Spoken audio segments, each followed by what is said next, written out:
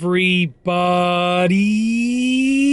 I'm here today to talk to you about a Dymo Letratag label printer with a screen display that is not working. I'll be going over how to fix it easily in this very easy tutorial. Let's get right into the video. So, if you have a Dymo Letratag label printer like this, this is the 100H, but anything that is similar to this, and if the screen display is not working, I'll be showing you how to fix it. I'll be going over 4 easy things that you can do. Now, just for full clarification and full transparency, my screen display is working perfectly fine.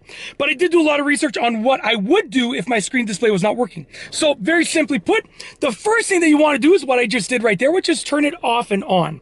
Now, I know that you might think, oh, my screen's not working. How do I know if it's on or off? Well, you won't know. So what you want to do is press and hold down the power button, and then wait a few seconds, press and hold down the power button again.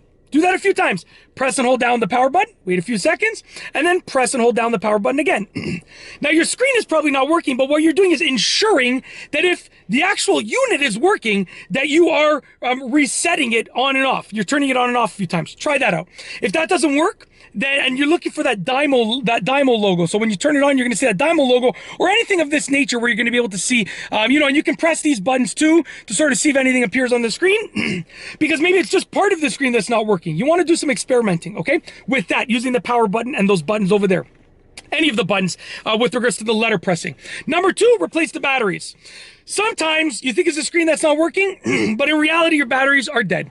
And you might think your batteries are good, but in reality, they're drained. When I first got this, I said this in a previous video that I just filmed, but when I first got this, I put batteries in here thinking that they were fresh batteries. I tried to use it, and when I clicked print, it would tell me that the batteries were low. And I was like, these are fresh batteries.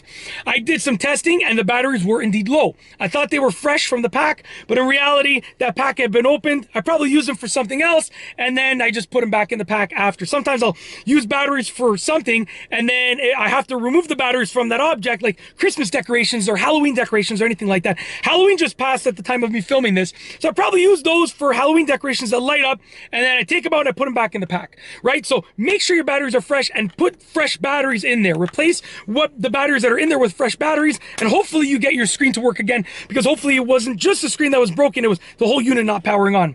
Number 3 is a very simple fix. You want to press down on the screen. So literally take your fingers and press down on the screen, and then press and hold the power button to try and power it on. Okay, and then if nothing happens, press down on the screen again, because maybe it was already on, right? Press down on the screen again, press and hold the power button to, power it off or on. You don't know if it's off or on if your screen is not working.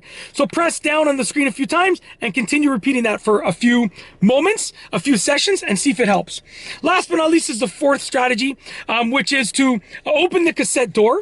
And I want you to take a look at this. We're not dealing with anything with the cassette because this doesn't really affect the screen. But if you take a look up here, there are these 2 screws. Don't remove them. Don't loosen them. I don't want you to do anything like that.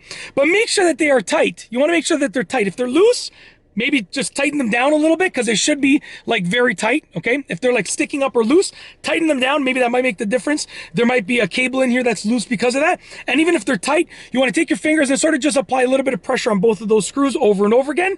And then, like I said, try and turn it on. See if you get that logo, and then apply some pressure. If you don't get that logo, press the power button again, and just do that over and over again. And that will hopefully get your screen display to work once again on your Dymo Letratag Label Maker. Once again, this is the 100H, but whatever label maker you have in the Dymo Letratag series, or any other one that is similar to this, you could probably try these strategies out, and hopefully they work for you. And that is truly it. If you like this video, please be sure to give it a thumbs up. Let me know what you think down below as a comment, and of course, be sure to subscribe for more great videos just like this one. And that's all I have for you today. Thanks for watching.